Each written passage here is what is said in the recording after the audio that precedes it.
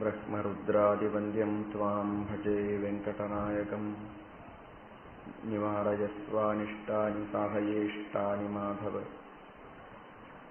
ಅಶೇಷವಾಗ್ಷಾಢ್ಯಮಲಾಪಹಂತ್ರೀ ನವಂ ನಮಂ ಸ್ಪಷ್ಟಸುವಾತ್ಪ್ರದಾಯಿನಿ. ಮಮೇಹ ಜಿಹ್ವಾಗ್ರಸುರಂಗನರ್ತಕೀ ಭವಪ್ರಸನ್ನಾ ವದನೆ ಚ ಮೇ ಶ್ರೀಃ. ಧರ್ಮವಿಜ್ಞಾನವೈರಾಗ್ಯಪರಮೈಶ್ವರ್ಯಶಾಲಿನಃ ಆನಂದತೀರ್ಥಭಗವತ್ಪಾದಾನ್ ವಂದೇ ನಿರಂತರಂ. ಭವತಿ ಯದನುಭಾವಾತ್ ಎಡಮೂಕೋऽಪಿ ವಾಗ್ಮೀ ಜಡಮತಿರಪಿ ಜಂತುರ್ಜಾಯತೆ ಪ್ರಾಜ್ಞಮೌಲಿಃ. ಸಕಲವಚನಚೇತೋ ದೇವತಾ ಭಾರತೀ ಸಾ ಮಮ ವಚಸಿ ನಿಧತ್ತಾಂ ಸನ್ನಿಧಿಂ ಮಾನಸೇ ಚ. ನಮೋऽಸ್ತು ತಾತ್ವಿಕಾ ದೇವಾಃ ವಿಷ್ಣುಭಕ್ತಿಪರಾಯಣಾಃ ಧರ್ಮಮಾರ್ಗೇ ಪ್ರೇರಯन्तु ಭವಂತಃ ಸರ್ವ ಏವ ಹಿ. ನೌಮಿ ನ್ಯಾಯಸುಧಾಧಿಕೃಜ್ಜಯಮುನೀನ್ ಶ್ರೀಪಾದರಾತ್ಸನ್ಮಣೀನ್ ವ್ಯಾಸಾರ್ಯಾನ್ ವಿವಿಧಾಗಮಾಬ್ಧಿವಿಹರಾನ್ ಶ್ರೀವಾದಿರಾಜಾನಪಿ ವಂದೇ ಹಂಸವರಾನ್ ರಘೂತ್ತಮಗುರೂನ್ ವೈದಗ್ಧ್ಯವಾರಾಂ ನಿಧೀನ್ ಶ್ರೀಸತ್ಯವ್ರತ ರಾಘವೇಂದ್ರ ಮುನಿಪಾನ್ ಸದ್ಬೋಧಸಧ್ಯಾನಪಾನ್. ಸತ್ಯಾಭಿಜ್ಞಕರಾಬ್ಜೋತ್ಥಾನ್ ಪಂಚಾಶದ್ವರ್ಷಪೂಜಕಾನ್ ಸತ್ಯಪ್ರಮೋದತೀರ್ಥಾರ್ಯಾನ್ ನೌಮಿ ನ್ಯಾಯಸುಧಾರತಾನ್. ಶ್ರೀಗುರುಭ್ಯೋ ನಮಃ.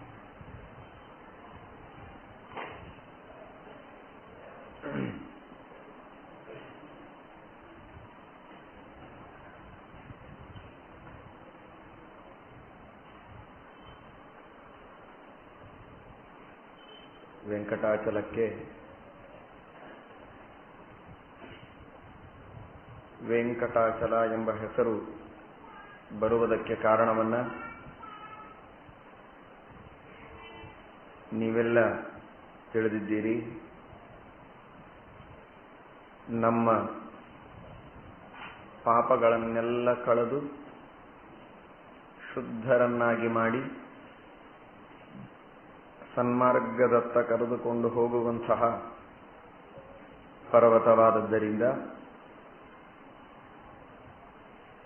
ವೇಂ ಅಂದರೆ ಪಾಪ, ಅದನ್ನು ಕಟ ದಹನ ಮಾಡುತ್ತದೆ ಅನ್ನೋದಕ್ಕಾಗಿ ವೆಂಕಟಾಚಲ ಅಂತ ನೀವು ಕೇಳಿದ್ದೀರಿ.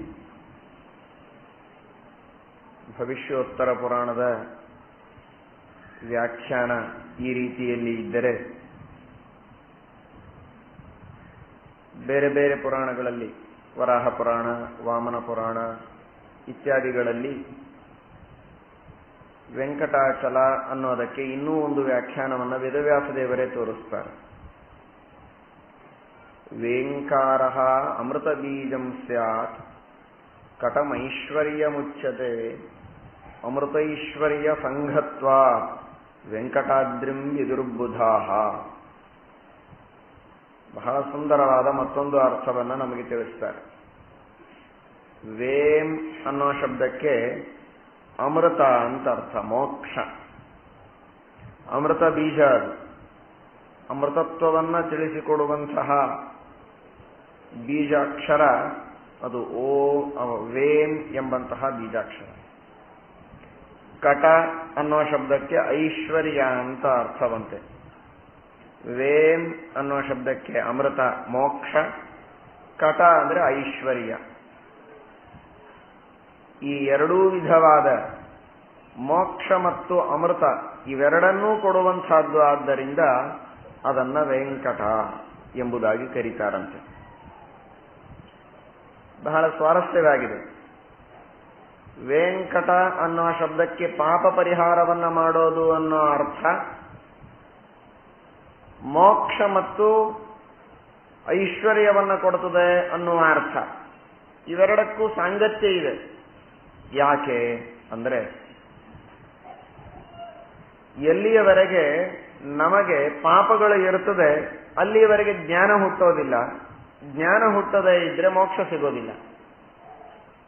ಟೀಕಾಕೃತ್ಪಾದರು ಹೇಳ್ತಾರೆ, ನಮಗೆ ಶಾಸ್ತ್ರಗಳ ಪಾಠ ಪ್ರವಚನ ವಿಶೇಷವಾಗಿ ಮಾಡೋದಕ್ಕೆ ಅನುಕೂಲವಾಗೋದಿಲ್ಲ. ಪಾಠ ಪ್ರವಚನದಲ್ಲಿ ಭಾಗವಹಿಸಿದರೂ ಜ್ಞಾನ ಬರೋದಿಲ್ಲ, ಅರ್ಥವಾಗೋದಿಲ್ಲ, ಅರ್ಥವಾದದ್ದು ಉಳಿಯೋದಿಲ್ಲ, ಹೀಗೆಲ್ಲ ಆಗತ್ತೆ. ಭಕ್ತಿ ಬರೋದಿಲ್ಲ, ಅನುಸಂಧಾನ ಬರೋದಿಲ್ಲ.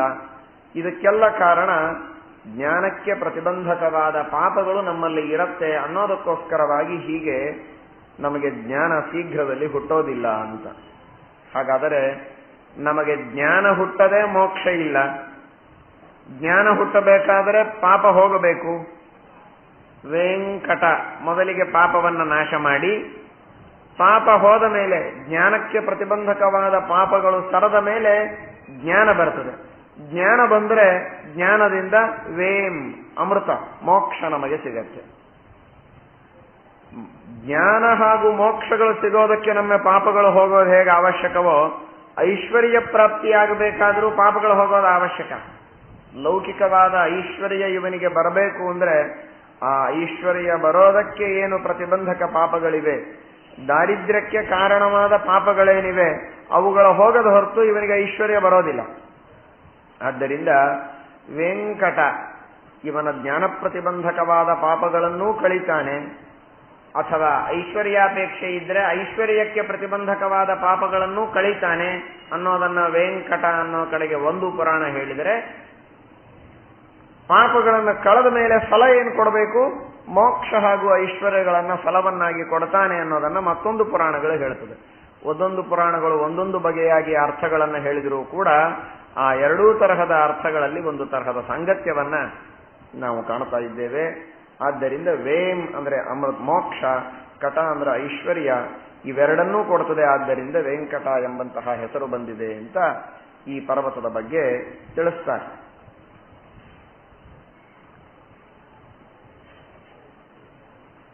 ಜ್ಞಾನದಿಂದಲೇ ಮೋಕ್ಷ ಹೊರತು ಜ್ಞಾನ ಇಲ್ಲದೆ ಮೋಕ್ಷ ಇಲ್ಲ ಅನ್ನುವಂತಹ ಒಂದು ಮಾತನ್ನ ನಾವು ಕಾಣುತ್ತೇವೆ.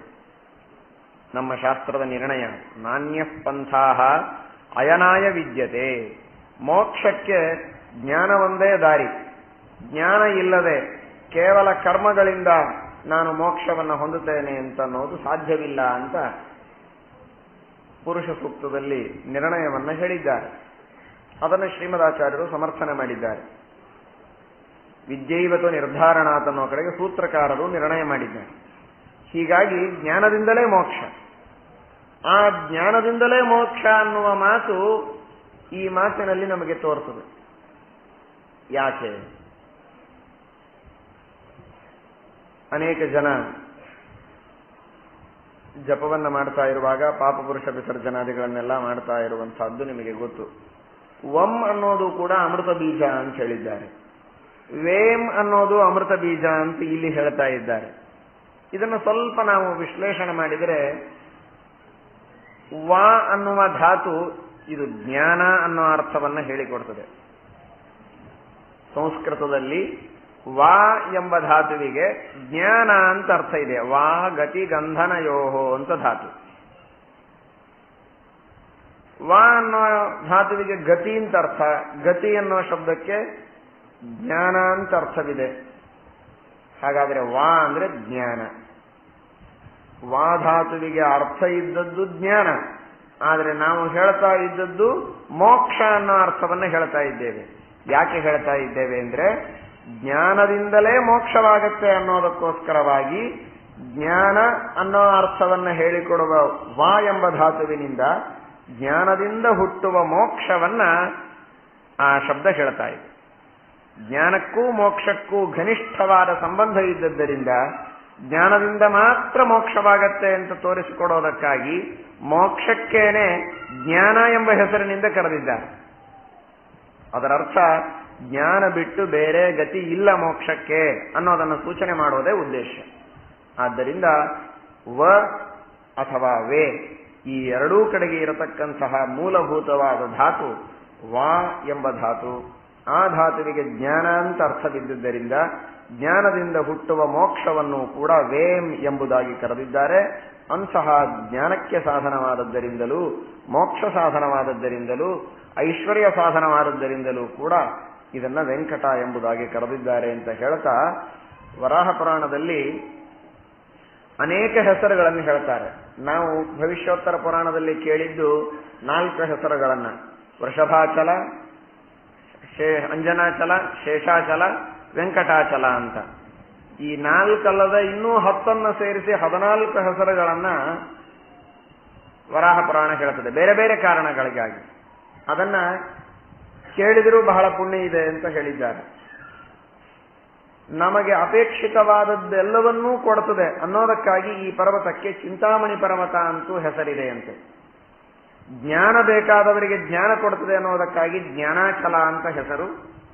ಎಲ್ಲ ತೀರ್ಥಗಳ ಸನ್ನಿಧಾನ ಇದ್ದದ್ದಕ್ಕೆ ತೀರ್ಥಾಚಲ, ಎಲ್ಲ ಸರೋವರಗಳ ಸನ್ನಿಧಾನ ಇದ್ದದ್ದರಿಂದ ಪುಷ್ಕರಾದ್ರಿ ಅಂತೂ ಕರೀತಾರೆ.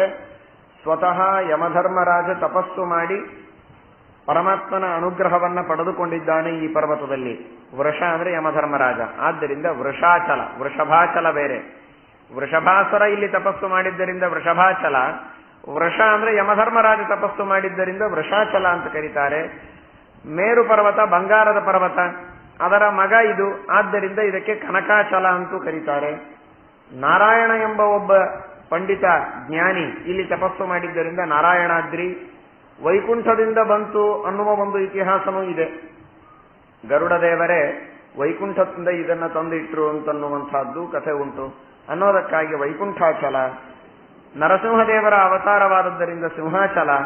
ಅಂಜನಾದೇವಿ ತಪಸ್ಸು ಮಾಡಿದ್ದರಿಂದ ಅಂಜನಾಚಲ.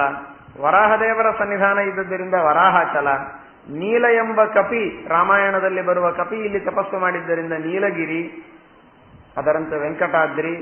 ಯಾವಾಗಲೂ ಪರಮಾತ್ಮನ ಜೊತೆಗೆ ಅನೇಕ ಜನ ಭಗವದ್ಭಕ್ತರು ಆನಂದವನ್ನ ಅನುಭವಿಸ್ತಾರೆ, ಕ್ರೀಡೆಯನ್ನ ಮಾಡ್ತಾರೆ ಎನ್ನುವುದಕ್ಕೆ ಆನಂದಗಿರಿ. ಲಕ್ಷ್ಮೀ ಸನ್ನಿಧಾನ ಇದ್ದದ್ದರಿಂದ ಶ್ರೀಶೈಲ, ಶ್ರೀನಿವಾಸನ ಸನ್ನಿಧಾನ ಇದ್ದದ್ದರಿಂದ ಶ್ರೀನಿವಾಸಗಿರಿ. ಹೀಗೆ ಅನೇಕ ಹೆಸರುಗಳಿಂದ ಇದನ್ನ ಕರೀತಾರೆ ಎಂಬುದಾಗಿ ವರ್ಣನೆಯನ್ನ ಮಾಡ್ತಾರೆ. ಈ ವೆಂಕಟಾಚಲದಲ್ಲಿ ಇರುವ ಸ್ವಾಮಿ ಪುಷ್ಕರಣಿ ಎಂಬ ಸರೋವರದ ಮಹಿಮೆಯನ್ನು ನೀವು ಸಾಕಷ್ಟು ಕೇಳಿದ್ದೀರಿ. ಆ ಸ್ವಾಮಿ ಪುಷ್ಕರಣಿ ಎಂಬ ಹೆಸರು ಬರೋದಕ್ಕೆ ಕಾರಣ ಏನು ಅಂತ ಹೇಳ್ತಾರೆ. ಸ್ವಾಮಿ ಪುಷ್ಕರಣಿ ಇದು ನಾಳೆ ಪೂಜೆಯಾಗ್ತಾ ಇರುವ ಸರಸ್ವತಿಯ ವಿಶೇಷ ಸನ್ನಿಧಾನ ಇದ್ದದ್ದು. ಎಲ್ಲ ತೀರ್ಥಗಳ ಸನ್ನಿಧಾನ ಇದೆ, ಇದನ್ನು ನೀವು ತಿಳಿದಿದ್ದೀರಿ. ಆದರೆ ಸ್ವಾಮಿ ಪುಷ್ಕರಣಿ ಎಂಬ ಹೆಸರು ಯಾಕೆ ಬಂತು? ಅದಕ್ಕೆ ಎರಡು ಕಾರಣಗಳು. ಒಂದು, ಎಲ್ಲ ಪುಷ್ಕರಣಿಗಳಲ್ಲಿ ಬಹಳ ಶ್ರೇಷ್ಠವಾದ ಪುಷ್ಕರಣಿ ಸ್ವಾಮಿನಿ, ನಾಯಕಿಯಾದ ಸ್ವಾಮಿನಿ ಆದ ಪುಷ್ಕರಣಿಯಾದದ್ದರಿಂದ ಸ್ವಾಮಿ ಪುಷ್ಕರಣಿ ಅನ್ನೋದು ಒಂದು ಅರ್ಥವಾದರೆ, ಇನ್ನೊಂದು ಸ್ವಾಮಿತ್ವವನ್ನ ಕೊಡುವ ಪುಷ್ಕರಣಿ, ಆದ್ದರಿಂದ ಸ್ವಾಮಿ ಪುಷ್ಕರಣಿ. ಯಾರು ತಮ್ಮ ಸ್ವಾಮಿತ್ವವನ್ನ ಕಳೆದುಕೊಂಡಿದ್ದಾರೆ, ರಾಜ್ಯದಿಂದ ಭ್ರಷ್ಟರಾಗಿದ್ದಾರೆ, ಅಧಿಕಾರದಿಂದ ಉರುಳಿದ್ದಾರೆ, ಅಂಥವರಿಗೆ ಸ್ವಾಮಿತ್ವವನ್ನ ಕೊಡುವಂತಹ ಪುಷ್ಕರಣಿಯಾದದ್ದರಿಂದ ಸ್ವಾಮಿ ಪುಷ್ಕರಣಿ ಎಂಬಂತಹ ಹೆಸರು ಇದೆ ಎಂಬುದಾಗಿ ಹೇಳ್ತಾರೆ. ಅದಕ್ಕೊಂದು ಕಥೆಯನ್ನು ಹೇಳ್ತಾರೆ. ಶಂಖ ಅಥವಾ ಶಂಖಣ ಎರಡೂ ಹೆಸರಿದೆ. ಒಬ್ಬ ರಾಜ, ಆ ಶಂಖ ಎಂಬಂತಹ ರಾಜನಿಗೆ ಎಷ್ಟೋ ಬೇಕಾದಷ್ಟು ವಿಸ್ತೃತವಾದ ರಾಜ್ಯ, ಬೇಕಾದಷ್ಟು ಅಧಿಕಾರ ಎಲ್ಲ ಇರುತ್ತದೆ. ಆದರೆ ಶತ್ರುಗಳು ಆ ಎಲ್ಲ ವಿಧವಾದಂತಹ ರಾಜ್ಯವನ್ನ ಅಪಹಾರ ಮಾಡಿಕೊಂಡು ಇವನನ್ನ ಸೋಲಿಸಿ ಅಧಿಕಾರದಿಂದ ಭ್ರಷ್ಟನನ್ನಾಗಿ ಮಾಡಿದಾಗ ಆ ಶಂಖ ಎಂಬಂತಹ ರಾಜ ಜ್ಞಾನಿಗಳ ಗುರುಗಳ ಆದೇಶವನ್ನ ತೆಗೆದುಕೊಂಡು ಇಲ್ಲಿ ಬರ್ತಾನೆ. ವೆಂಕಟಾಚಲದಲ್ಲಿ ಬಂದು ವೆಂಕಟಾಚಲದಲ್ಲಿ ವಿಶೇಷವಾಗಿ ಭಗವಂತನ ಸೇವೆಯನ್ನ ಮಾಡಿ ಈ ಪುಷ್ಕರಣಿಯಲ್ಲಿ ಸ್ನಾನವನ್ನ ಮಾಡ್ತಾನೆ. ಈ ಪುಷ್ಕರಣಿಯಲ್ಲಿ ಸ್ನಾನ ಮಾಡಿದಾಗ, ಭಗವಂತನ ಸ್ತೋತ್ರ ಮಾಡಿದಾಗ ಪರಮಾತ್ಮನ ದರ್ಶನವಾಗ್ತದೆ. ಪುಷ್ಕರಣಿಯ ಮಧ್ಯದಲ್ಲೇ ಶ್ರೀನಿವಾಸ ದರ್ಶನ ಕೊಡ್ತಾನೆ. ಪರಮಾತ್ಮನ ಸ್ತೋತ್ರ ಮಾಡಿದಾಗ ದೇವರು ಅನುಗ್ರಹ ಮಾಡಿದರೆ ಯಾವ ಶತ್ರುಗಳು ಇವನಿಂದ ರಾಜ್ಯವನ್ನ ಕಸಿದುಕೊಂಡು ಹೋಗಿರ್ತಾರೆ ಅವರಲ್ಲಿ ಪರಸ್ಪರ ಕಲಹ ಪ್ರಾರಂಭವಾಗ್ತದೆ. ನಾನು ಗೆದ್ದು ತಂದದ್ದು ನನಗೆ ಬೇಕು ನನಗೆ ಬೇಕು ಅಂತ ತಮ್ಮ ತಮ್ಮಲ್ಲಿ ಹೊಡೆದಾಡಿ ಕೊನೆಗೆ ನಮಗೆ ಯಾರಿಗೂ ಇದು ದಕ್ಕೋದಿಲ್ಲ, ನೀನೇ ತೆಗೆದುಕೋ ಅಂತ ಇವನು ಕುಳಿತಲ್ಲೇನೆ ತಂದು ಒಪ್ಪಿಸಿ ಹೋಗ್ತಾರೆ ರಾಜ್ಯವನ್ನು. ಯಾವ ಶಂಖ ಎಂಬ ರಾಜ ಮಹಾಪ್ರಯತ್ನ ಮಾಡಿದರೂ ಆ ಶತ್ರುಗಳನ್ನು ಸೋಲಿಸಲಿಕ್ಕಾಗಿರಲಿಲ್ಲ. ಅಂತಹ ಶತ್ರುಗಳು ಭಗವಂತನ ಪ್ರೇರಣೆಯಂತೆ ಧಿಯೋಯೋನ ಪ್ರಚೋದಯ ಅವರ ಬುದ್ಧಿಯಲ್ಲಿ ಪ್ರೇರಣೆ ಮಾಡಿಬಿಟ್ಟ. ಒಬ್ಬೊಬ್ಬರು ಹೊಡೆದಾಡಿ ಯಾರಿಗೂ ರಾಜ್ಯ ಸಿಗದೆ ಕೊನೆಗೆ ಈ ರಾಜ್ಯ ನಿನ್ನದ ನಿನಗೇ ಇರಲಿ ಅಂತ ವೆಂಕಟಾಚಲದಲ್ಲಿ ಕುಳಿತಂತಹ ಶಂಖನಿಗೆ ತಂದು ಅದನ್ನು ಸಮರ್ಪಣೆ ಮಾಡ್ತಾರೆ. ಸ್ವಾಮಿತ್ವವನ್ನ ಕಳೆದುಕೊಂಡ ಶಂಖನಿಗೆ ಸ್ವಾಮಿತ್ವವನ್ನ ತಂದುಕೊಟ್ಟಂತಹ ಪುಷ್ಕರಣಿ ಇದು. ಆದ್ದರಿಂದ ಇದಕ್ಕೆ ಸ್ವಾಮಿ ಪುಷ್ಕರಣಿ. ಅಧಿಕಾರ ಭ್ರಷ್ಟರಾದವರಿಗೆ ತಮ್ಮ ಅಧಿಕಾರ ಪುನಃ ಸ್ಥಿರವಾಗಿ ಉಳಿಯಬೇಕು ಅನ್ನುವ ಅಪೇಕ್ಷೆ ಇದ್ರೆ ಈ ಸ್ವಾಮಿ ಪುಷ್ಕರಣಿಯಲ್ಲಿ ಸ್ನಾನವನ್ನು ಮಾಡಬೇಕು. ಆ ವಿಧವಾದ ಕ್ಷುದ್ರವಾದ ಕಾಮ ನಿಜವಾಗಿ ಸಲ್ಲದು.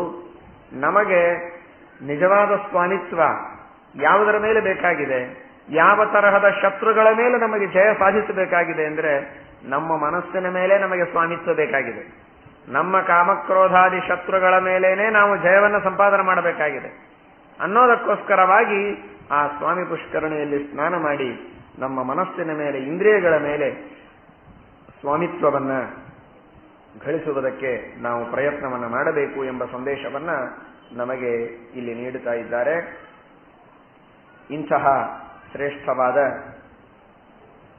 ಆ ವೆಂಕಟಾಚಲದಲ್ಲಿ ಭಗವಂತ ಅವ್ಯಕ್ತನಾಗಿ ಎಷ್ಟೋ ದಿವಸ ಸನ್ನಿಹಿತನಾಗಿದ್ದನಂತೆ. ಯಾರಿಗೂ ವ್ಯಕ್ತನಾಗದೇ ಇದ್ದಂತೆ ಅವ್ಯಕ್ತನಾಗಿ ಅಲ್ಲಿದ್ದ. ಜ್ಞಾನಿಗಳಿಗೆ ತೋರ್ತಾ ಇದ್ದ. ಜ್ಞಾನಿಗಳು ಹೋಗಿ ಆ ತೀರ್ಥದಲ್ಲಿಯೇ, ಪರ್ವತದಲ್ಲಿಯೇ ಭಗವಂತನ ಚಿಂತನವನ್ನು ಮಾಡ್ತಾ ಇದ್ರು.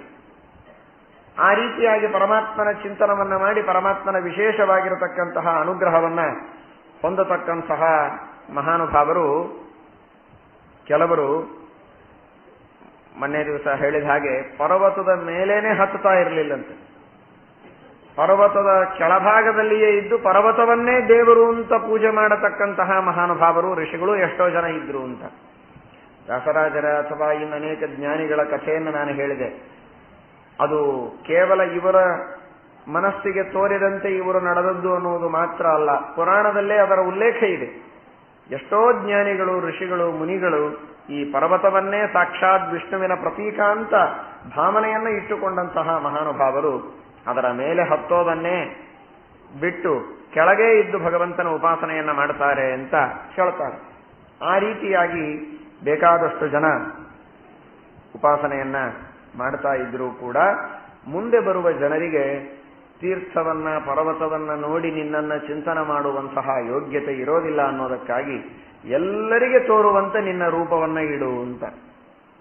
ಅದಕ್ಕೆ ಬ್ರಹ್ಮದೇವರು ಬಹಳ ಸುಂದರವಾದ ರೀತಿಯಲ್ಲಿ ಪ್ರಾರ್ಥನೆಯನ್ನು ಮಾಡ್ತಾರೆ. ನೀನು ಹೀಗೆ ಅವ್ಯಕ್ತನಾಗಿ ಉಳಿದು ಬಿಟ್ರೆ ಪಾಪಿಗಳ ಸಂಖ್ಯೆ ಬಹಳ ಆಗತ್ತೆ. ಪಾಪಿಗಳ ಸಂಖ್ಯೆ ಬಹಳ ಆದರೆ ನಿನ್ನದೇನು ಜವಾಬ್ದಾರಿ ಇದೆ ಗೊತ್ತೇನು? ಶ್ರೀನಿವಾಸ, ನರಕಗಳನ್ನ ಬಹಳ ಹೊಸದಾಗಿ ಸೃಷ್ಟಿ ಮಾಡಬೇಕಾಗ್ತದೆ. ಈಗ ಮಾಡಿದ ನರಕಗಳು ಸಾಕಾಗುವುದಿಲ್ಲ. ಅಷ್ಟು ಪಾಪಿಗಳು ಕಲಿಯುಗದಲ್ಲಿ ಆಗ್ತಾರೆ. ನೀನು ಮಾಡಿದ ನರಕಗಳು ಸಾಕಾಗಬೇಕು ಅಂತಾದರೆ ನರಕಕ್ಕೆ ಹೆಚ್ಚು ಜನ ಬರದೇ ಇದ್ದ ಹಾಗೆ ವ್ಯವಸ್ಥೆ ಮಾಡಬೇಕು. ನರಕಕ್ಕೆ ಹೆಚ್ಚು ಜನ ಬರದೇ ಇದ್ದ ಹಾಗೆ ವ್ಯವಸ್ಥೆ ಮಾಡಬೇಕಾಗಿದ್ರೆ ಎಲ್ಲ ಜನರಿಗೆ ನೀನು ತೋರುವಂತೆ ಈ ವೆಂಕಟಾಚಲದಲ್ಲಿ ಪ್ರತ್ಯಕ್ಷನಾಗಿದ್ರೆ ನಿನ್ನ ದರ್ಶನದಿಂದಲೇ ಎಷ್ಟೋ ಪಾಪಗಳಿಂದ ಮುಕ್ತರಾಗ್ತಾರೆ. ನರಕದಲ್ಲಿ ಸ್ವಲ್ಪ ಆದರೂ ಅವಕಾಶ ಇರುತ್ತದೆ ಅಂತ ಅದರ ತಾತ್ಪರ್ಯ ಭಕ್ತರ. ಯಾಕೆಂದ್ರೆ ಒಂದು ಮಾತನ್ನು ಉಪನಿಷತ್ತು ಹೇಳುತ್ತದೆ, ಎಷ್ಟು ಜನ ಹೋದರೂ ಕೂಡ ಸ್ವರ್ಗ ಆಗಲಿ ನರಕ ಆಗಲಿ ತುಂಬುವುದಿಲ್ಲ, ಭಗವಂತನ ಲೋಕವೂ ತುಂಬುವುದಿಲ್ಲ. ಬೇಕಾದಷ್ಟು ಜನ ಹೋದರೂ ಕೂಡ ಪರಮಾತ್ಮನ ಅದ್ಭುತವಾದ ಶಕ್ತಿಯಿಂದ ಎಲ್ಲರಿಗೂ ಅಲ್ಲಿ ಸ್ಥಳ ಉಂಟೇ ಉಂಟು, ಅವಕಾಶ ಉಂಟೇ ಉಂಟು. ಅದೇನು ದೊಡ್ಡ ಸಮಸ್ಯೆ ಅಲ್ಲ ದೇವರಿಗೆ. ಎಷ್ಟು ಜನ ಬಂದರೂ ಅಲ್ಲಿ ಅಕಾಮಿಡೇಷನ್ ಮಾಡ್ತಾನೆ ದೇವರು. ಆದರೆ ಬ್ರಹ್ಮದೇವರ ಮಾತಿನ ತಾತ್ಪರ್ಯ ಪಾಪಿಗಳ ಸಂಖ್ಯೆ ಹೆಚ್ಚಾಗಬಾರದು, ಸಜ್ಜನರಾದರೂ ತಮ್ಮ ಪಾಪವನ್ನ ಕಳೆದುಕೊಂಡು ಉದ್ಧಾರ ಮಾಡಿಕೊಳ್ಳಲಿ ಅನ್ನೋ ದೃಷ್ಟಿಯಿಂದ ಈ ರೀತಿಯಾಗಿ ಬ್ರಹ್ಮದೇವರು ಹೇಳ್ತಾರೆ. ಪರಮಾತ್ಮ ಸನಕಾದಿಗಳ ಬ್ರಹ್ಮದೇವರ ಪ್ರಾರ್ಥನೆಯಂತೆ ಅವತ್ತಿನಿಂದ ಎಲ್ಲರಿಗೂ ದೃಶ್ಯನಾಗಿ ಈ ಪರ್ವತದಲ್ಲಿ ಸನ್ನಿಹಿತನಾಗಿದ್ದಾನೆ ಎಂಬ ಮಾತನ್ನ ವರಾಹ ಪುರಾಣದಲ್ಲಿ ತಿಳಿಸ್ತಾ ಇದ್ದಾರೆ. ಇದಾದ ಮೇಲೆ ಈ ಕಡೆಗೆ ಭವಿಷ್ಯೋತ್ತರ ಪುರಾಣದ ವೆಂಕಟಾಚಲದ ಮಹಾತ್ಮ್ಯದಲ್ಲಿ ಪರಮಾತ್ಮ ವಲ್ಮೀಕದಲ್ಲಿ ಬಂದು ಹುತ್ತಿನಲ್ಲಿ ಸನ್ನಿಹಿತನಾಗಿದ್ದಾನೆ. ಚೋಳರಾಜನಿಗೆ ಶಾಪ ಕೊಟ್ಟ. ಚೋಳರಾಜನನ್ನ ಕಳಿಸಿಯಾದ ಮೇಲೆ ಒಂದು ದಿವಸ ಪರಮಾತ್ಮ ವಲ್ಮೀಕದಿಂದ ಹೊರಗೆ ಬಂದು ಸಂಚಾರ ಮಾಡ್ತಾ ಇದ್ದಾನೆ. ಈ ಕಡೆಗೆ ವರಾಹದೇವರು, ಪರಮಾತ್ಮನದೇ ಇನ್ನೊಂದು ರೂಪ, ಶ್ಯಾಮಾಕವನ್ನ, ಧಾನ್ಯವನ್ನ ಅಪಹಾರ ಮಾಡುವ ಅಸುರನನ್ನ ಸಂಹಾರ ಮಾಡಿ ವರಾಹದೇವರು ಬರ್ತಾ ಇದ್ದಾರೆ. ವರಾಹದೇವರ ಸೈನ್ಯ ಬರ್ತಾ ಇದೆ. ಆ ವರಾಹದೇವರ ಸೈನ್ಯ ಪರಮಾತ್ಮನನ್ನ ಶ್ರೀನಿವಾಸನನ್ನ ಬೆನ್ನತ್ತಿ ಬಂದ್ರೆ ದೇವರು ಶಬರಿದಂತೆ ನಟನೆ ಮಾಡಿ ವಾಲ್ಮೀಕದಲ್ಲಿ ಪ್ರವೇಶ ಮಾಡ್ತಾನೆ. ವರಾಹದೇವರು ಬಂದು ಪರಮಾತ್ಮನನ್ನ ಹೊರಗೆ ಕರೀತಾರೆ. ಆಗ ಭಗವಂತನ ವರಾಹದೇವರ ಅದ್ಭುತವಾದ ಸಮಾಗಮ. ದೇವತೆಗಳು ಪುಷ್ಪವೃಷ್ಟಿಯನ್ನ ಮಾಡ್ತಾರೆ. ವರಾಹದೇವರು ಬಹಳ ಹೊಲಸಾದ ರೂಪ, ಶ್ರೀನಿವಾಸನದು ಬಹಳ ಸುಂದರವಾದ ರೂಪ ಅಂತ ತಿಳಿಯಬೇಡಿ. ಪುರುಷನ ಆಕಾರದಲ್ಲಿರುವ ಶ್ರೀನಿವಾಸನ ರೂಪ ಎಷ್ಟು ಸುಂದರವೋ ಅಷ್ಟೇ ಸುಂದರವಾದದ್ದು ವರಾಹ ರೂಪವೂ ಕೂಡ. ಅದು ನಮಗೂ ನಿಮಗೂ ಊಹೆ ಮಾಡಲಿಕ್ಕೆ ಸಾಧ್ಯವಿಲ್ಲದೆ ಇದ್ದ ಮಾತು. ಅವನು ಮೀನಿನ ರೂಪದಲ್ಲಿರಬಹುದು, ವರಾಹದ ರೂಪದಲ್ಲಿರಬಹುದು, ಸಿಂಹದ ರೂಪದಲ್ಲಿರಬಹುದು, ಪುರುಷನ ರೂಪದಲ್ಲಿರಬಹುದು. ಸೌಂದರ್ಯದಲ್ಲಿ ಕೊರತೆ ಇಲ್ಲ. ಅನಂತವಾದ ಸೌಂದರ್ಯದ ಖನಿಯಾದ ಭಗವಂತನಿಗೆ ಎರಡು ರೂಪಗಳಲ್ಲಿಯೂ ವ್ಯತ್ಯಾಸ ಇಲ್ಲ. ಅಷ್ಟು ಸುಂದರವಾದಂತಹ ಆ ಎರಡೂ ರೂಪಗಳಿಂದ ಪರಮಾತ್ಮ ಸಂವಾದವನ್ನ ಮಾಡ್ತಾ ಇದ್ರೆ ದೇವತೆಗಳು ಪುಷ್ಪವೃಷ್ಟಿಯನ್ನ ಮಾಡ್ತಾರೆ. ಇದೇನು ಪರಮಾತ್ಮನ ಲೀಲೆ? ಎರಡೂ ಒಂದೇ ರೂಪ, ಒಬ್ಬನೇ ಭಗವಂತ. ಒಬ್ಬನು ಮಾತಾಡ್ತಾನೆ, ಇನ್ನೊಬ್ಬನು ಕೇಳ್ತಾನೆ, ಪ್ರಶ್ನೆ ಕೇಳ್ತಾನೆ, ಉತ್ತರ ಕೇಳ್ತಾನೆ, ಕರಾರುಗಳನ್ನು ಹಾಕ್ತಾನೆ, ಒಬ್ಬೊಬ್ಬರು ವ್ಯವಹಾರವನ್ನ ಮಾಡ್ತಾ ಇದ್ದಾರೆ. ಇದು ಎಷ್ಟು ವಿಚಿತ್ರ ಎಂಬುದಾಗಿ ಪುಷ್ಪವೃಷ್ಟಿಯನ್ನ ಮಾಡ್ತಾರೆ. ನಿಜವಾಗಿ ಪರಮಾತ್ಮನಿಗೆ ಶ್ರೀನಿವಾಸನಿಗೂ ವರಾಹನಿಗೂ ಅಭೇದ ಇದ್ದದ್ದರಿಂದ ಅಭೇದವಿದ್ದರೂ ಬೇರೆಯಾದವರಂತೆ ತೋರ್ತಾರೆ ಅನ್ನೋದಕ್ಕಾಗಿ ಇದೊಂದು ಲೀಲೆ. ಬೇರೆನೇ ಇದ್ದವರು ಮಾತಾಡಿದ್ರೆ ಅದು ಲೀಲೆ ಅಲ್ಲ. ಅದು ನಾವೆಲ್ಲ ಬೇರೆ ಬೇರೆನೇ ಇದ್ದೇವೆ, ಮಾತಾಡ್ತೇವೆ. ನಾವೆಲ್ಲರೂ ಒಂದೇ ಆಗಿದ್ರೆ, ಎಲ್ಲ ಜೀವರು ಒಂದೇ ಅಂತಾಗಿದ್ರೆ ನಾವು ಯಾರು ಮಾತಾಡಿದ್ರೂ ಪುಷ್ಪವೃಷ್ಟಿ ಮಾಡಬೇಕಾಗಿತ್ತು. ನಮಗೆಂದೂ ಪುಷ್ಪವೃಷ್ಟಿ ಮಾಡಿಲ್ಲಲ್ಲ, ಕಲ್ಲಿನ ವೃಷ್ಟಿ ಮಾಡಿಲ್ಲ, ಅದೇ ವಾಸಿ. ಪುಷ್ಪವೃಷ್ಟಿ ಮಾಡಿಲ್ಲ. ಯಾಕೆ? ಭೇದ ಇದ್ದದ್ದು ಸತ್ಯ. ಆದರೆ ಒಬ್ಬನೇ ವ್ಯಕ್ತಿ ಏಕಪಾತ್ರಾಭಿನಯನವನ್ನ ಮಾಡ್ತಾ ತಾನೇ ಗಂಡಿನ ಧ್ವನಿಯಿಂದ ಮಾತಾಡ್ತಾನೆ, ತಾನೇ ಹೆಣ್ಣಿನ ಧ್ವನಿಯಿಂದ ಉತ್ತರ ಕೊಡ್ತಾನೆ. ಒಂದು ವೇಷದಿಂದ ಬಂದು ಒಂದು ಪ್ರಸಂಗವನ್ನ ಮಾಡಿದರೆ ಒಂದೇ ಕ್ಷಣದಲ್ಲಿ ವೇಷವನ್ನ ಬದಲಾಯಿಸಿ ಇನ್ನೊಂದು ರೀತಿಯಾಗಿ ಮಾತಾಡ್ತಾನೆ. ಒಂದು ಕ್ಷಣ ಆದರೂ ಬೇಕು ಅವನಿಗೆ ವೇಷ ಬದಲಾಯಿಸಲಿಕ್ಕೆ, ನಟನಿಗೆ. ಆದರೆ ಭಗವಂತನಿಗೆ ಒಂದು ಕ್ಷಣನೂ ಬೇಕಾಗಿಲ್ಲ. ಏಕಕಾಲಕ್ಕೆ ಅನಂತ ರೂಪಗಳನ್ನ ತೆಗೆದುಕೊಂಡು ಭಗವಂತ ಆ ಲೀಲೆಯನ್ನ ಮಾಡ್ತಾನಲ್ಲ, ಅದನ್ನ ನೋಡೋದಕ್ಕೆ ಆನಂದವಾಗತ್ತೆ ಎಂಬುದಾಗಿ ದೇವತೆಗಳು ಪುಷ್ಪವೃಷ್ಟಿಯನ್ನ ಮಾಡಿದ್ದಾರೆ. ಪರಮಾತ್ಮ ತನ್ನ ಪರಿಚಯವನ್ನ ವರಾಹದೇವರಿಗೆ ಹೇಳಿಕೊಂಡು ಎಷ್ಟೋ ಸಹಸ್ರ ವರ್ಷಗಳು ಕಳೆದೋಗಿವೆ. ಈಗ ವರಾಹದೇವರಿಗೆ ಪರಮಾತ್ಮ ಕೇಳ್ತಾನೆ, ನಿನ್ನ ಇದೆಲ್ಲ ವರಾಹದೇವರ ವರಾಹಾದ್ರಿ, ಅದು ವರಾಹದೇವರ ಸ್ಥಾನ. ಅದು ವರಾಹದೇವರು ಭೂಮಿಯನ್ನ ಉದ್ಧಾರ ಮಾಡಿ, ಸಮುದ್ರದಲ್ಲಿರುವಂತಹ ಭೂಮಿಯನ್ನ ಉದ್ಧಾರ ಮಾಡಿ ಸ್ಥಾಪನೆ ಮಾಡಿದ ಮೇಲೆ ಈ ವೆಂಕಟಾದ್ರಿಯಲ್ಲಿ ಬಂದು ನೆಲೆಸ್ತಾರೆ. ಅಂದಿನಿಂದ ವರಾಹದೇವರೇ ನೆಲೆಸಿದ ಸ್ಥಳ. ಆದರೆ ಇವತ್ತು ಶ್ರೀನಿವಾಸ ಕೇಳ್ತಾನೆ, ನನಗೆ ನಿನ್ನ ಪರ್ವತದಲ್ಲಿ ಇರೋದಕ್ಕೆ ಸ್ವಲ್ಪ ಅವಕಾಶ ಕೊಡು, ಸ್ಥಳ ಕೊಡು ಅಂತ. ಕಲಿಯುಗದಲ್ಲಿ ಬರತಕ್ಕಂತಹ ಜನರು ಹೇಗಿರ್ತಾರೆ ಅನ್ನೋದನ್ನು ದೇವರು ತೋರಿಸ್ತಾ ಇದ್ದಾನೆ. ಮೊದಲಿಗೆ ಇರೋ ಹಾಗೆ ಇದ್ದು ಬಿಡೋದು. ಈ ತಮಿಳುನಾಡೊಳಗೆ ಅದು ಬಂದುದು ಬಿಟ್ಟದು ನಮಗೆ ಗೊತ್ತಿಲ್ಲ. ಕರ್ನಾಟಕದಲ್ಲಿ ಒಂದು ಸ್ಕೀಮ್ ಬಂದಿದೆ, ಅಕ್ರಮ ಸಕ್ರಮ ಅಂತ ಒಂದು ಸ್ಕೀಮು. ಇಲ್ಲಿ ನಿಮಗೆ ಗೊತ್ತಿರಲಿಕ್ಕಿಲ್ಲ ಆ ಹೆಸರು. ಅದರ ಅರ್ಥ ಏನು ಅಂದ್ರೆ, ಮೊದಲಿಗೆ ಅಕ್ರಮವಾಗಿ ಇದ್ದು ಬಿಡೋದು, ಆಮೇಲೆ ನಾವು ಹೀಗಿದ್ದೇವೆ ಇದನ್ನು ಸಕ್ರಮ ಮಾಡಿಕೊಡಿ ಅಂತ ಅಪ್ಲಿಕೇಶನ್ ಕೊಟ್ಟರೆ ಅದನ್ನು ಮಾಡಿಬಿಡಬಹುದು ಅಂತ. ವಿನಾಕಾರಣವಾಗಿ ಅಕ್ರಮವಾಗಿ ಜನರು ಬಹಳ ಇರೋದಕ್ಕಿಂತಲೂ ಅವರು ಅಕ್ರಮವಾಗಿ ಇದ್ದದ್ದನ್ನ ನಾವೇ ಒಪ್ಪಿಗೆ ಕೊಟ್ಟು ಅವರನ್ನು ಒಳ್ಳೆಯವರನ್ನಾಗಿ ಮಾಡೋಣ ಅಂತ ಒಂದು ಸ್ಕೀಮ್ ತೆಗೆದಿದ್ದಾರೆ. ಹೀಗೆ ಜನ ಮೋಸ ಮಾಡ್ತಾರೆ ಅನ್ನೋದನ್ನ ಕಲಿಯುಗದ ಸ್ವಭಾವ ದೇವರು ತೋರಿಸ್ತಾನೆ. ತಾನಿದ್ದು ಎಷ್ಟೋ ದಿವಸ ಆದ ಮೇಲೆ ನನಗೊಂದು ಸ್ಥಳ ಕೊಡು ಅಂದ್ರೆ ವರಾಹದೇವರಂತಾರೆ, ಸ್ಥಳಂ ಮೌಲ್ಯೇನ ಗೃಹ್ಯತಾಂ. ಸ್ಥಳ ಕೊಡುವುದು ಮಾತ್ರಕ್ಕೆ ಹಾಗೆ ಪುಕ್ಕಟೆಯಾಗಿ ಕೊಡ್ಲಿಕ್ಕೆ ಆಗುವುದಿಲ್ಲ. ಮೌಲ್ಯ ಕೊಟ್ರೆ, ಹಣ ಕೊಟ್ರೆ ನಾನು ಸ್ಥಳ ಕೊಡ್ತೇನೆ ಅಂತ ಹೇಳ್ತಾನೆ. ಶ್ರೀನಿವಾಸ ದೇವರಂತಾರೆ, ನಿನಗೇನು ಹಣ ಕೊಡಬೇಕು? ನನ್ನ ಹತ್ರ ಏನು ಇಲ್ವೇ ಇಲ್ಲ. ನನ್ನ ಕೈಯಿಂದ ಎತ್ತಿ ನಾನೇನು ಕೊಡೋದಿಲ್ಲ. ನನ್ನ ಭಕ್ತರು ಕೋಟಿ ಕೋಟಿ ಜನ ಬರ್ತಾರೆ ಮುಂದೆ. ಆ ಬಂದಂತಹ ಭಕ್ತರು ನನಗೆ ಪೂಜೆ ಮಾಡುವ ಮೊದಲು ನಿನಗೆ ಪೂಜೆ ಮಾಡ್ತಾರೆ, ನಿನಗೆ ನೈವೇದ್ಯ ಕ್ಷೀರಾಭಿಷೇಚನಾದಿಗಳನ್ನು ಮಾಡ್ತಾರೆ. ಅದೇ ನಾನು ಈ ಸ್ಥಳದಲ್ಲಿ ಇದ್ದದ್ದಕ್ಕೆ ನಿನಗೆ ಕೊಡಬೇಕಾದ ಮೌಲ್ಯ ಎಂಬುದಾಗಿ ನೀನು ಗ್ರಹಣೆ ಮಾಡು, ಪ್ರತ್ಯೇಕವಾಗಿ ನಾನು ಕೊಡೋದಿಲ್ಲ ಎಂಬುದಾಗಿ ಶ್ರೀನಿವಾಸ ದೇವರು ವರಾಹದೇವರಿಗೆ ಹೇಳ್ತಾರೆ. ಇದು ವರಾಹದೇವರಿಗೆ ಶ್ರೀನಿವಾಸ ದೇವರು ಹೇಳಿದ್ದು, ಶ್ರೀನಿವಾಸ ದೇವರಿಗೆ ವರಾಹದೇವರು ಉತ್ತರ ಕೊಟ್ಟಿದ್ದು. ಇವುಗಳೆಲ್ಲ ನಮ್ಮ ಜೀವನದೊಳಗೆ ನಿಜವಾಗಿ ನಾವು ತಿಳಿಯಬೇಕಾದ ಮಾತು. ಶ್ರೀನಿವಾಸ ದೇವರು ವರಾಹ ದೇವರು ಬೇರೆ ಅಲ್ಲವೇ ಇಲ್ಲ. ಅವರಿಗೆ ಈ ವ್ಯವಹಾರದ ಕಾರಣವೇ ಇಲ್ಲ. ನಾವು ತಿಳಿಯಬೇಕು. ಭೂಮಿಯ ಮೇಲೆ ಇರ್ತೇವಲ್ಲ, ನಾವು ಭೂಮಿಯ ಮೇಲೆ ಇರುವಾಗ ಅತ್ಯಂತ ಧೈರ್ಯದಿಂದ ಇರ್ತೇವೆ. ನಾನೇ ಖರೀದಿ ಮಾಡಿದ ಭೂಮಿ, ನಾನು ಕೊಂಡ ಭೂಮಿಯಲ್ಲಿ ನಾನಿದ್ದೇನೆ, ನಾನು ಖರೀದಿ ಮಾಡಿದ್ದರೊಳಗೆ ನಾನಿದ್ದೇನೆ, ನಾನೇ ಕಟ್ಟಿದ ಮನೆಯೊಳಗೆ ನಾನಿದ್ದೇನೆ ಅಂತ ನಾವು ತಿಳಿದಿರ್ತೇವೆ. ಆದರೆ ಈ ಭೂಮಿಯ ಮೇಲಿರುವ ನಿಜವಾದ ಅಧಿಕಾರ ವರಾಹರೂಪಿಯಾದ ಪರಮಾತ್ಮನ ಅಧಿಕಾರ. ಉದ್ಧತಾಸಿ ವರಾಹೇಣ ಕೃಷ್ಣೇನ ಶತಬಾಹುನ. ಆ ವರಾಹರೂಪಿಯಾದ ಪರಮಾತ್ಮ ಈ ಭೂಮಿಯ ಉದ್ಧಾರವನ್ನ ಮಾಡಿ ನಮ್ಮೆಲ್ಲರಿಗೆ ಕೊಟ್ಟಿದ್ದಾನೆ. ಈ ಭೂಮಿಯ ಮೇಲೆ 1-2 ಫೂಟಿನ ಮೇಲೆ ನಾವು ಕೂಡ್ತೇವೆ ಅಂದ್ರೆ ವರಾಹದೇವರ ಅಪ್ಪಣೆ ಇಲ್ಲದೆ ಕೂಡಬಾರದು ಅನ್ನೋದನ್ನ ಶ್ರೀನಿವಾಸ ದೇವರು ತೋರಿಸ್ತಾ ಇದ್ದಾನೆ.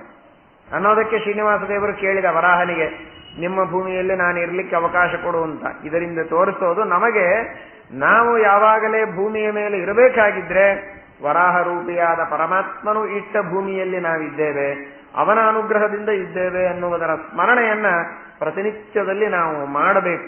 ಅಷ್ಟು ಮಾಡಿದರೂ ಸಾಕು. ಹೇಗೆ ಶ್ರೀನಿವಾಸ ದೇವರು ವರಾಹದೇವರಿಗೆ ಬೇರೆ ಮೌಲ್ಯವನ್ನೇನು ಕೊಡಲಿಲ್ಲ, ಹಾಗೆ ನಾವು ವರಾಹದೇವರಿಗೆ ಬೇರೆ ಹಣ ಏನು ಕೊಡೋದು ಬೇಡ. ಯಾವ ವಿಧವಾದಂತಹ ಹಣ ಕೊಟ್ಟು ನಾವು ರಿಜಿಸ್ಟ್ರೇಷನ್ ಮಾಡಿಸಿಕೊಳ್ಳೋದು ಬೇಕಾಗಿಲ್ಲ ವರಾಹದೇವರ ಹತ್ತಿರ.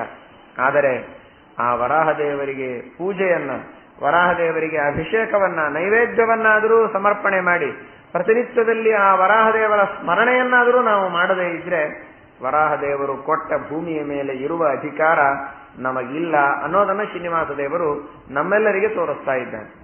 ಅದಕ್ಕಾಗೇನೆ ಪ್ರಾತಃ ಕಾಲದಲ್ಲಿ ಮೃತ್ತಿಕೆಯನ್ನ ತೆಗೆದುಕೊಳ್ಳುವಾಗಲೇನೆ ಸ್ಮರಣೆ ಮಾಡುವುದು. ಉದ್ಧತಾಸಿ ವರಾಹೇಣ ಕೃಷ್ಣೇನ ಶತಬಾಹುನ ಅಂತ ನೆನೆಸಿಕೊಂಡು ಆ ಮೃತ್ತಿಕೆಯ ಲೇಪನವನ್ನ ಮಾಡಿಕೊಳ್ತಾ ಇರುವಾಗ ವರಾಹದೇವರು ತಂದುಕೊಟ್ಟ ಭೂಮಿ ಎನ್ನುವುದರ ಸ್ಮರಣೆ ನಮಗೆ ಬರಬೇಕು. ಅಷ್ಟು ಬಂದ್ರೆ ವರಾಹದೇವರಿಗೆ ನಾವು ಕಾಣಿಕೆ ಕೊಟ್ಟ ಹಾಗೆ, ಅವರಿಗೆ ನಾವು ಮತ್ತೆ ಮೌಲ್ಯವನ್ನ ಕೊಟ್ಟು ಭೂಮಿಯನ್ನ ನಾವು ಉಪಯೋಗಿಸಿದ ಹಾಗೆ. ಇಲ್ಲದೆ ಇದ್ರೆ ಭೂಮಿಯ ಮೇಲಿರೋ ಅಧಿಕಾರವಿಲ್ಲ ಅನ್ನೋ ಮಾತನ್ನ ಈ ಒಂದು ಕಥೆಯ ಮೂಲಕವಾಗಿ ನಾವು ತಿಳಿಯತಕ್ಕಂತಹ ಸಂದೇಶ. ವರಾಹದೇವರು ಆ ರೀತಿಯಾಗಿ ಒಪ್ಪಿಗೆಯನ್ನ ಕೊಟ್ಟಿದ್ದಾರೆ. ಶ್ರೀನಿವಾಸನಿಗೆ ಕೇಳಿದರು, ಯಾರಿದ್ದಾರೆ ನಿನ್ನ ಜೊತೆಗೆ ಅಂತ. ನನ್ನ ಜೊತೆಗೆ ಯಾರು ಇಲ್ಲ, ನಾನು ಒಬ್ಬನೇ ಇದ್ದೇನೆ ವಲ್ಮೀಕದಲ್ಲಿ ಅಂತ. ಯಾರು ಇಲ್ಲದೆ ಹೇಗಿರ್ತೀಯ? ಅಡಿಗೆ ಯಾರು ಮಾಡಬೇಕು, ಊಟಕ್ಕೆ ಯಾರು ಹಾಕ್ತಾರೆ? ನನ್ನ ಹತ್ತಿರ ಒಬ್ಬಳು ದಾಸಿ ಇದ್ದಾಳೆ, ಅವಳನ್ನು ಕೊಟ್ಟು ಕಳಿಸ್ತೇನೆ ಅಂತ ಬಕುಲ ಎಂಬಂತಹ ದಾಸಿಯನ್ನ ಕೊಟ್ಟು ಕಳಿಸ್ತಾಳೆ. ಈ ಬಕುಲ ಎಂಬ ದಾಸಿ, ಇವಳ ಹೆಸರು ಪುರಾಣಾಂತರದಲ್ಲಿ ಇನ್ನೊಂದು ರೀತಿಯಾಗಿಯೂ ಬರ್ತದೆ. ಈ ಬಕುಲ ಸ್ವಾಮಿ ಪುಷ್ಕರಣಿಯಲ್ಲಿಯೂ ಇದ್ದಾಳೆ. ಬಕುಲಾದೇವಿ ಬಹಳ ಶ್ರೇಷ್ಠಳಾಗಿರತಕ್ಕಂತಹ ಮತ್ತು ದೇವತೆಗಳ ಅನುಗ್ರಹಕ್ಕೆ ಪಾತ್ರಳಾದಂಥವಳು. ತಾನು ನೀರಾಗಿ ಭಗವಂತನ ಸನ್ನಿಧಾನದಲ್ಲಿ ಸೇವೆಗಾಗಿ ಯಾವಾಗಲೂ ಇರಬೇಕು ಅಂತ ಪರಮಾತ್ಮನಿಂದ ವರ ಕೇಳಿಕೊಂಡು ಈ ಸ್ವಾಮಿ ಪುಷ್ಕರಣಿಯಲ್ಲಿ ಸರಸ್ವತಿಯ ಜೊತೆಗೆ ಬಕುಲೆಯೂ ಸನ್ನಿಹಿತಳಾಗಿದ್ದಾಳೆ ಎಂಬ ಮಾತನ್ನ ಪುರಾಣದಲ್ಲಿ ಹೇಳ್ತಾರೆ. ಅಂತಹ ಬಕುಲಾದೇವಿ ಇವಳು ಯಾರು ಅನ್ನೋದನ್ನ ಪುರಾಣ ತಿಳಿಸ್ತದೆ. ಸಾಕ್ಷಾತ್ ಯಶೋದಾದೇವಿ. ಪರಮಾತ್ಮ ಯಾರು ಏನು ಕೇಳ್ತಾರೋ ಆ ವರವನ್ನ ಕೊಡ್ತಾನೆ. ಎಷ್ಟು ಕೇಳ್ತಾರೋ ಅಷ್ಟು ಕೊಡ್ತಾನೆ. ಎಷ್ಟಕ್ಕೆ ತಪಸ್ಸು ಮಾಡ್ತಾರೋ ಅಷ್ಟಕ್ಕೆ ಮಾತ್ರ ವರ ಕೊಡ್ತಾನೆ ಪರಮಾತ್ಮ. ಇದು ಭಗವಂತನ ಸಂಕಲ್ಪ. ದೇವಕಿ, ವಸುದೇವ, ಪರಮಾತ್ಮ ನಮ್ಮ ಮಗನಾಗಿ ಹುಟ್ಟಬೇಕು ಅಂತ ದೇವರನ್ನ ಕೇಳಿದರು. ಅವರ ಮಗನಾಗಿ ಹುಟ್ಟಿಬಿಟ್ಟ. ನಿನ್ನ ಬಾಲಲೀಲೆ ನೋಡಬೇಕು ಅಂತ ಅವರು ಕೇಳಲಿಲ್ಲ, ಬಾಲಲೀಲೆಗಳನ್ನು ದೇವರು ತೋರಿಸಲಿಲ್ಲ. ನಿನ್ನ ಬಾಲಲೀಲೆಗಳನ್ನು ನೋಡಬೇಕು ಅಂತ ಕೇಳಿದ್ಲು ಯಶೋದ, ನಂದರು. ಬಾಲಲೀಲೆಗಳನ್ನ ಮಾತ್ರ ತೋರಿಸಿದ. ಅವರ ಹೊಟ್ಟೆಯೊಳಗೂ ಹುಟ್ಟಲಿಲ್ಲ, ಅವರಿಗೆ ಮದುವೆನೂ ತೋರಿಸಲಿಲ್ಲ. ಅದು ಬಾಲಲೀಲೆ ಅಲ್ಲ. ಬಾಲಲೀಲೆ ಮಾತ್ರ ತೋರಿಸಬೇಕು ಅಂತ ಕೇಳಿದ. ಹಾಗಾದ್ರೆ ಅಷ್ಟನ್ನೇ ತೋರಿಸಿ ಕೈಬಿಟ್ಟ. ಅವಳಿಗೆ ಬಹಳ ಕುತೂಹಲ, ನಿನ್ನ ಮದುವೆಯನ್ನು ನೋಡಬೇಕು ಅಂತ ನನಗೆ ಬಹಳ ಅಪೇಕ್ಷೆ ಇದೆ, ಏನು ಮಾಡಬೇಕು ಅಂತ. ಹಾಗಾದ್ರೆ ಈಗ ಅಲ್ಲ, ಮುಂದೆ ನಾನು ಲಕ್ಷ್ಮೀದೇವಿಯ ಆವೇಶದಿಂದ ಯುಕ್ತಳಾದ ಪದ್ಮಾವತಿಯನ್ನು ವಿವಾಹ ಮಾಡಿಕೊಳ್ತೇನೆ, ಆ ಸಂದರ್ಭದಲ್ಲಿ ನಿನಗೆ ಆ ಅವಕಾಶವನ್ನು ಕೊಡ್ತೇನೆ ಅಂತ ಹೇಳಿದ್ದಕ್ಕೆ ಯಶೋದಾದೇವಿಯೇ ಬಕುಲಾದೇವಿಯಾಗಿ ಹುಟ್ಟಿದ್ದಾಳೆ. ಅವಳಿಗೆ ಪರಮಾತ್ಮ ಈ ಒಂದು ಶುಭವಾದ ವಿವಾಹದ ಸಂದರ್ಭವನ್ನು ತೋರಿಸಿಕೊಡೋದಕ್ಕೋಸ್ಕರವಾಗಿ ಇಲ್ಲಿ ವರಾಹದೇವರ ಮನೆಯಲ್ಲಿ ಅವಳನ್ನ ಬೆಳೆಸಿ ಪರಮಾತ್ಮ ಶ್ರೀನಿವಾಸ ತಾನು ಸ್ವೀಕಾರ ಮಾಡ್ತಾ ಇದ್ದಾನೆ. ಶ್ರೀನಿವಾಸನಿಗೆ ಅಡಿಗೆ ಮಾಡಿ ಹಾಕೋದಕ್ಕೆ, ಸೇವೆಯನ್ನು ಮಾಡೋದಕ್ಕೆ, ಶುಶ್ರೂಷೆಯನ್ನು ಮಾಡೋದಕ್ಕೆ ಅಂತ ವರಾಹದೇವರು ಆ ಬಕುಲಾದೇವಿಯನ್ನು ಕೊಟ್ಟು ಕಳಿಸ್ತಾ ಇದ್ದಾರೆ. ಈ ಕಥೆ ನಮಗೆ ತಿಳಿಸಿಕೊಡುವ ಸಂದೇಶ ಅಂದ್ರೆ, ದೇವರ ಹತ್ರ ಕೇಳುವಾಗ ನಾವು ಬಹಳ ಜಾಗರೂಕರಾಗಬೇಕು. ನಮ್ಮ ಬುದ್ಧಿಯ ಮೇಲೆ ನಾವು ಬಹಳ ಭಾರ ಹಾಕಿಕೊಳ್ಳದೆ ದೇವರ ಮೇಲೆ ಬಹಳ ಭಾರ ಹಾಕಬೇಕು. ಅಂದಾಗ ನಿಜವಾಗಿ ನಾವು ಬುದ್ಧಿವಂತರಾಗ್ತೇವೆ. ದೇವರ ಮೇಲೆ ಭಾರ ಹಾಕಬೇಕು ಅಂದ್ರೆ ಕಲ್ಲು ಹಾಕಬೇಕು ಅಂತ ಅರ್ಥ ಅಲ್ಲ. ಎಲ್ಲ ವಿಧವಾಗಿರತಕ್ಕಂತಹ ಜವಾಬ್ದಾರಿಯನ್ನು ದೇವರಿಗೆ ಒಪ್ಪಿಸ್ಬೇಕು. ಇಲ್ಲದೇ ಇದ್ರೆ ಹೀಗಾಗತ್ತೆ. ಏನೋ ಕೇಳಬೇಕು ಅಂತ ಅವಸರದೊಳಗೆ ನಾವು ಹೋದಾಗ ಏನನ್ನೋ ಕೇಳಿಬಿಡ್ತೇವೆ. ನಮ್ಮ ಮನಸ್ಸಿನೊಳಗಿದ್ದದ್ದನ್ನೆಲ್ಲ ಕೇಳಲಿಕ್ಕೆ ಆಗುವುದಿಲ್ಲ. ಏನೋ ಕೇಳಿಬಿಟ್ರೆ ನಮ್ಮ ಪುಣ್ಯನೂ ಸ್ವಲ್ಪ ಇರ್ತದೆ. ಹೀಗಾಗಿ ದೇವರು ನಾವು ಎಷ್ಟು ಕೇಳಿರ್ತೇವೋ ಅಷ್ಟೇ ಕೊಟ್ಟು ಕಳಿಸಿಬಿಡ್ತಾನೆ. ಅದಕ್ಕೆ ಹಾಗೆ ಕೇಳದೆ, ಯಶೋದೆಗೆ ಹೇಗೆ ಮದುವೆ ನೋಡಬೇಕು ಅಂತ ಕೇಳಲಿಲ್ಲ, ಮದುವೆ ನೋಡ್ಲಿಕ್ಕೆ ಆಗಲಿಲ್ಲ, ಅಥವಾ ಮಕ್ಕಳಾಗಬೇಕು ಅಂತ ಇಷ್ಟೇ ಕೇಳಿ ಬಾಲಲೀಲೆ ನೋಡಬೇಕು ಅಂತ ಕೇಳದೇ ಇದ್ದದ್ದಕ್ಕೆ ದೇವಕಿಗೆ ನೋಡ್ಲಿಕ್ಕೆ ಆಗಲಿಲ್ಲ, ಹಾಗಾಗೋ ಪರಿಸ್ಥಿತಿ ಬರಬಾರದು ಅಂತಾದರೆ ದೇವರ ಮೇಲೆ ಭಾರ ಹಾಕಬೇಕು. ಏನಂತ ಹಾಕಬೇಕು? ನನಗೆ ಯಾವುದರಿಂದ ಹಿತವೋ, ಏನಾದರೆ ನನ್ನ ಉದ್ಧಾರವೋ ಅದನ್ನೆಲ್ಲ ನನ್ನಿಂದ ಮಾಡಿಸು, ಅದನ್ನೆಲ್ಲವನ್ನೂ ನನಗೆ ಕೊಡು, ನೀನೇ ತಿಳಿದು ನನಗೆ ಕೊಡು ಅಂತ ದೇವರಿಗೆ ಒಪ್ಪಿಸಿಬಿಟ್ರೆ ದೇವರು ತಾನು ವಿಚಾರ ಮಾಡಿ ಎಲ್ಲವನ್ನೂ ನಮಗೆ ಕೊಡಲೇಬೇಕಾಗತ್ತೆ. ಯಾಕಂದ್ರೆ ಅವನ ಮೇಲೆ ಜವಾಬ್ದಾರಿ ಇದೆ. ಆದ್ದರಿಂದ ಕ್ವಾಹಂ ಅತ್ಯಂತ ದುರ್ಬುದ್ಧಿ ಕೊನುಚಾತ್ಮ ಹಿತೇಕ್ಷಣಂ ಯದ್ಧಿತಂ ಮಮ ದೇವೇಶ ತದಾಜ್ಞಾಪಯ ಮಾಧವ. ನಾನು ಅಜ್ಞಾನಿ, ನನ್ನ ಹಿತ ನನಗೆ ಹುಡುಕಿಕೊಳ್ಳೋದಕ್ಕೆ ಗೊತ್ತಾಗುವುದಿಲ್ಲ ಅನ್ನೋದಕ್ಕಾಗಿ ನೀನು ನನಗೆ ತಿಳಿಸಿಕೊಡುವಂತ ಭಗವಂತನಲ್ಲಿ ನಾವು ಕೇಳಿಕೊಂಡಾಗ ಪರಮಾತ್ಮ ನಮಗೆ ಯಾವುದು ಹಿತವೋ ಅದನ್ನು ಮಾಡ್ತಾನೆ. ನಮಗಿದು ಆದರೆ ಹಿತ ಅನ್ನೋದನ್ನು ನಾವೇ ಬುದ್ಧಿಯಿಂದ ವಿಚಾರ ಮಾಡಿ ದೇವರಿಗೆ ಕೇಳೋಣ ಅಂತ ಹೊರಟ್ರೆ ನಾವು ಎಡವುತ್ತೇವೆ, ಸರಿಯಾಗಿ ಕೇಳೋದಿಲ್ಲ. ಅನ್ನೋದಕ್ಕಾಗಿ ಈ ವಿಧವಾದಂತಹ ಭಗವಂತನ ಮೇಲೆ ಭಾರವನ್ನು ಹಾಕಿ ನಾವು ಸಮರ್ಪಣೆ ಮಾಡುವುದು ಸೂಕ್ತ ಅನ್ನೋದನ್ನು ನಮಗೆ ಈ ಕಥೆ ತಿಳಿಸ್ತಕ್ಕಂತಹ ಒಂದು ಸಂದೇಶ.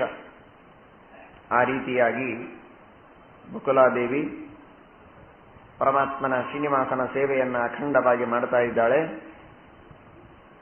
ಒಂದು ಸಲ ಪರಮಾತ್ಮ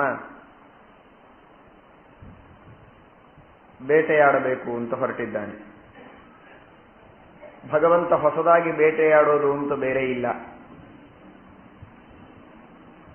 ಎಲ್ಲವೂ ದೇವರ ಬೇಟೆನೆ. ಜಗತ್ತಿನೊಳಗೆ ಯಾವ ವ್ಯಕ್ತಿಗಳು ಸತ್ರೋದು ದೇವರ ಬೇಟೆಯಾಡೋದೇ ಅಲ್ಲ, ಇನ್ಯಾರು ಬೇಟೆಯಾಡಿರ್ತಾರೆ. ಭಗವಂತ ಅವರವರ ಆಯುಷ್ಯ ಮುಗಿದಾಗ ಅವರವರನ್ನ ಹೊಡೆದು ಕರೆದುಕೊಂಡು ಹೋಗ್ತಾನೆ. ಒಂದು ಹುಳ ಸಾಯಬಹುದು, ಒಬ್ಬ ಮನುಷ್ಯ ಸಾಯಬಹುದು, ಒಂದು ಪ್ರಾಣಿ, ಪಶು, ಪಕ್ಷಿ ಯಾವುದು ಸತ್ತರೂ ಅದು ಭಗವಂತನ ಇಚ್ಛೆಯಿಂದ, ಪರಮಾತ್ಮನು ಹೊಡೆದ ಬಾಣದಿಂದಲೇ ಸತ್ತದ್ದು ಅವರವರ ಆಯುಷ್ಯ ಮುಗಿದಾಗ. ಹೀಗಾಗಿ ದೇವರು ಯಾವಾಗಲೂ ಬೇಟೆಯನ್ನ ಆಡುವವನೇ. ಆದರೂ ಕೂಡ ತಾನು ಸದಾಕಾಲದಲ್ಲಿ ಸರ್ವರನ್ನೂ ಬೇಟೆಯಾಡಿ ಬ್ರಹ್ಮಾದಿ ಸಮಸ್ತ ಜೀವರಾಶಿಗಳನ್ನು ತನ್ನ ಬೇಟೆಯೊಳಗೆ ಹೊಡೆದು ಕೊಲ್ಲುವಂತಹ ಪರಮಾತ್ಮ.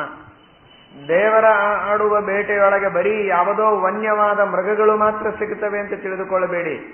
ಬ್ರಹ್ಮಾದಿ ಸಮಸ್ತ ದೇವತೆಗಳು ಭಗವಂತನು ಬೇಟೆಯಾಡುವಾಗ ಮೃಗಗಳಂತೆ ಪಶುಗಳಂತೆ ಹೊಡೆಸಿಕೊಂಡು ಸಾಯುವವರೇ. ಅಂತಹ ಅದ್ಭುತವಾದ ಬೇಟೆಯನ್ನ ಪ್ರಳಯ ಕಾಲದಲ್ಲಿ ಆಡುವಂತಹ ಮಹಾನುಭಾವ ಭಗವಂತ ಜನರಿಗೆ ತೋರುವಂತೆ ಬೇಟೆಯಾಡುವುದಕ್ಕೆ ಅಂತ ಹೊರಟಿದ್ದಾನೆ. ಅದ್ಭುತವಾದ ಅಲಂಕಾರವನ್ನ ಮಾಡಿಕೊಂಡು ಒಳ್ಳೆ ತಿಲಕವನ್ನ ಧಾರಣ ಮಾಡಿದ್ದಾನೆ. ಸ್ನಾನವನ್ನ ಮಾಡಿ ತಿಲಕವನ್ನ ಧಾರಣ ಮಾಡಿ ಉತ್ತಮವಾದ ಗೋಪಿಚಂದನ, ಮಧ್ಯದಲ್ಲಿ ಕೆಂಪಾದ ತಿಲಕವನ್ನು ಧಾರಣ ಮಾಡಿದ್ದಾನೆ. ಗೋಪಿಚಂದನವನ್ನ ಹಚ್ಚಿದರೆ ಸಾಕು, ಅಕ್ಷತೆಯನ್ನು ಹಚ್ಚಬೇಕು ಅನ್ನೋದಕ್ಕೆ ಪ್ರಮಾಣವಿಲ್ಲ ಅಂತ ಕೆಲವರ ವಾದ. ಅಂಗಾರ ಹಚ್ಚಿದ್ರೆ ಹಚ್ಚಿ, ಅಕ್ಷತೆ ಹಚ್ಚಬೇಕು ಅನ್ನೋದಕ್ಕೆ ಪ್ರಮಾಣ ಇಲ್ಲ ಅಂತ ಅಕ್ಷತೆ ಹಚ್ಚೋದೇ ಇಲ್ಲ ಕೆಲವರು. ಹಚ್ಚುವವರಿಗೂ ಬೇಡ ಅಂತ ಹೇಳ್ತಾರೆ. ಯಾಕೆ ಹಚ್ತೀರಿ, ಪ್ರಮಾಣ ಎಲ್ಲಿದೆ ಅಂತ ಕೇಳ್ತಾರೆ. ಮೃತ್ತಿಕೆಯಿಂದ ಶುಭ್ರವಾದ ಗೋಪಿಚಂದನದಿಂದ ಲೇಪನವನ್ನ ಮಾಡಿಕೊಳ್ಳುವುದಲ್ಲದೆ ಮಧ್ಯದಲ್ಲಿ ಕೆಂಪಾದ ಒಂದು ಪ್ರತ್ಯೇಕ ತಿಲಕವನ್ನೂ ಶ್ರೀನಿವಾಸ ಧಾರಣ ಮಾಡಿದ ಅಂತಂದ್ರೆ ಆ ಅಂಗಾರ ಅಂತೂ ಕೆಂಪಿರೋದಿಲ್ಲಲ್ಲ. ಹಾಗಾದ್ರೆ ಕೆಂಪಾದ ತಿಲಕ ಅಂದ್ರೆ ಅದು ಅಕ್ಷತೆಯೇ. ಶ್ರೀನಿವಾಸ ಮಾತ್ರ ಕೆಂಪು ತಿಲಕ ಧಾರಣ ಮಾಡಿದ್ದಲ್ಲ, ವೇದವ್ಯಾಸ ದೇವರು ಧಾರಣ ಮಾಡಿದ್ದಾರೆ ಅಂತ ಸುಮಧ್ವ ವಿಜಯದಲ್ಲಿ ವರ್ಣನೆ ಬರ್ತದೆ. ಸ್ಫುಟ ಶೋಣೋಪಲ ಪಂಕ್ತಿ ಸನ್ನಿಧ. 2 ತರಹದ ಗೋಪಿಚಂದನಗಳ ಗಂಧದ ಮಧ್ಯದಲ್ಲಿ ಕೆಂಪಾಗಿರತಕ್ಕಂತಹ ಒಂದು ಮಣಿಯನ್ನ ಇಟ್ಟರೆ ಹೇಗೆ ಶೋಭಿಸಬೇಕೋ ಹಾಗೆ ವೇದವ್ಯಾಸದೇವರ ತಿಲಕ ಶೋಭಿಸ್ತಾ ಇತ್ತು ಅಂತ ವರ್ಣನೆ ಮಾಡ್ತಾರೆ ನಾರಾಯಣ ಪಂಡಿತಾಚಾರ್ಯ. ಹಾಗಾದ್ರೆ ಕೆಂಪಾದ ಮಣಿಯಂತೆ ಶೋಭಿಸುವುದು ಅಂದ್ರೆ ಯಾವುದು? ಅದು ಗಂಧವೂ ಅಲ್ಲ, ಅದು ಅಂಗಾರವೂ ಅಲ್ಲ, ಇವೆರಡರಿಂದ ಹೊರತಾದ ಅಕ್ಷತೆ. ಹಾಗಾದರೆ ಅಕ್ಷತೆ ಇದು ಕೆಂಪಾದದ್ದು ಹಚ್ಚಬೇಕು ಅನ್ನೋದು ಶ್ರೀನಿವಾಸ ದೇವರು ತೋರಿಸಿದ್ದಾರೆ, ವೇದವ್ಯಾಸ ದೇವರು ತೋರಿಸಿದ್ದಾರೆ. ಅತ್ರಿಸ್ಮೃತಿ ಎಂಬ ಗ್ರಂಥದಲ್ಲಿಯೂ ಹೇಳ್ತಾರೆ ಕೆಂಪಾದಂತಹ ತಿಲಕವನ್ನ ಹಚ್ಚಬೇಕು ಮಧ್ಯದಲ್ಲಿ ಅಂತ. ಅಂಗಾರ ಹಚ್ಚಬೇಕು ಅನ್ನೋದಕ್ಕೆ ಪ್ರಮಾಣ ಇದ್ದೇ ಇದೆ. ವಿಷ್ಣೋರ್ ಅಂಗಾರ ಶೇಷೇಣ ಯೋಂಗಾನಿ ಪರಿಮರ್ಜಯೇತ್ ದುರಿತಾನಿ ವಿನಶ್ಯಂತಿ ವ್ಯಾಧಯೋಯಂತಿ ಖಂಡಶಃ, ಅದನ್ನು ಹಚ್ಚಲೇಬೇಕು. ಅಕ್ಷತೆ ಹಚ್ಚಬೇಕು ಅನ್ನೋದಕ್ಕೂ ಪ್ರಮಾಣವನ್ನ ನಾವು ಕಾಣ್ತೇವೆ. ಕೆಂಪಾದಂತಹ ತಿಲಕವನ್ನ ಭಗವಂತನಿಗೆ ಸಮರ್ಪಣೆ ಮಾಡಿ ಅದನ್ನು ಧಾರಣೆ ಮಾಡಬೇಕು ಅಂತ. ಶ್ರಿಯೇ ಜಾತಃ ಇತಿ ಋಚ ಕುಂಕುಮಂ ಕೇಶು ಧಾರಯೇತ್ ಅಂತ ಅತ್ರಿ ಋಷಿಗಳು ಹೇಳ್ತಾರೆ ಅತ್ರಿ ಸ್ಮೃತಿಯಲ್ಲಿ.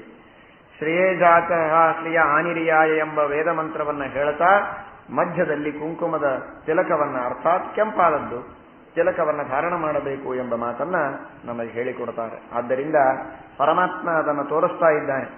ಆ ರೀತಿಯಾಗಿ ತಿಲಕ ಧಾರಣವನ್ನ ಮಾಡಿ ಉತ್ತಮವಾದ ಮನ್ಮಥನಿಗೂ ಮೋಹ ಬರುವಂತಹ ಸುಂದರವಾದ ತನ್ನ ರೂಪದ ಲಾವಣ್ಯವನ್ನ ಅಭಿವ್ಯಕ್ತಗೊಳಿಸ್ತಾ ಪರಮಾತ್ಮ ಕುದುರೆಯ ಮೇಲೆ ಕೂತು ಹೊರಡ್ತಾನೆ.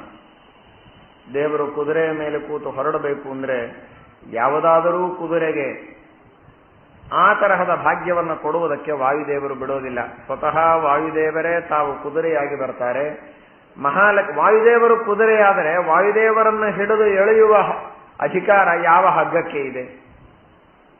ವಾಯುದೇವರನ್ನ ಹಾಕಿ ಎಳೆಯಬೇಕಲ್ಲ. ಆ ವಾಯುದೇವರನ್ನ ಕಟ್ಟಿ ಹಿಡಿದುಕೊಳ್ಳುವಂತಹ ಹಗ್ಗ ಯಾರಾಗಬೇಕಿನ್ನ? ಲಕ್ಷ್ಮೀದೇವಿಯೇ ಆಗಬೇಕು.